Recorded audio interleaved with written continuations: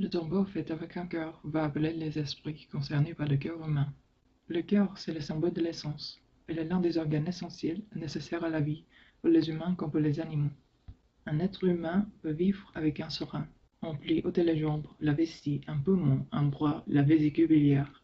Il vivra sans, plus ou moins bien, mais il vivra. Il vit même une fois qu'on lui a ôté cette fonction cérébrale. Qu'on lui ôte le cœur, et c'est la fin, instantanément. Le cœur, c'est le centre psychologique et physiologique de l'être.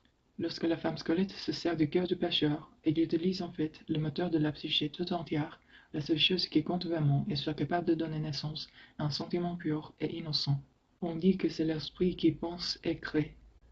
Cette histoire dit autre chose, que le cœur pense et qui fait venir les molécules, les atomes, les sentiments, les désirs là, où il faut pour produire la matière nécessaire à la création de la femme squelette. On trouve dans cette histoire la promesse suivante. Si vous permettez à la femme squelette de devenir plus palpable dans votre vie, elle vous fera en retour une vie plus riche. Si vous la sortez de l'état d'enchevêtrement et d'incompréhension dans lequel elle se trouve, et prenez conscience de son double rôle de professeur et d'amante, elle deviendra votre allié et votre partenaire. Ce conte est aussi l'illustration d'un double pouvoir qui provient de la psyché par l'intermédiaire symbolique du tambour et du chant. Dans les mythes, le chant guérit les blessures et il attire le gibier. En chantant leur nom, on fait venir les êtres. En chantant, on soulage la douleur, on restaure la santé, on évoque les morts, on les ressuscite. Le chant est une forme particulière de langage capable d'accomplir ce que la seule parole ne peut faire. Comme le tambour, le chant fait entrer dans un état de conscience non ordinaire, un état de transe, un état de prière. Tous les humains et nombre d'animaux sont susceptibles d'avoir leur conscience modifiée par le son.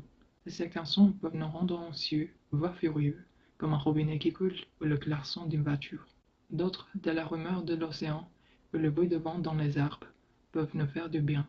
Pour un serpent, c'est un bruit étouffé comme des pas qui crée une tension, mais il peut danser au son d'un chant qu'on lui murmure doucement. Chanter et se servir du cœur comme d'un tambour constituent donc l'un et l'autre un acte mystique qui met en œuvre des couches de la psyché habituellement peu utilisées. Le pneuma qui souffle sur nous libère certaines ouvertures, certaines facultés, par ailleurs inaccessibles. Celles-ci diffèrent selon les êtres, mais ce qui est ainsi mis en jeu va se révéler stupéfiant, lumineux.